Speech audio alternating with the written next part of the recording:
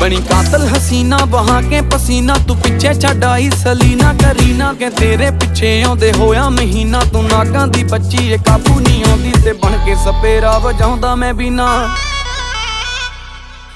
केड़े खेत विच लगी केड़ी कणक दा नी तू आटा छकदी ऐ। Tight tight short loose loose T शर्टां ना कहर नूं ढकदी ऐ। शेर तेरे लक दी मार तेरी अख दी जिवें मैनूं तकदी ऐ। जाई गल दस के तू तां बस हस के जान कढ सकदी ऐ।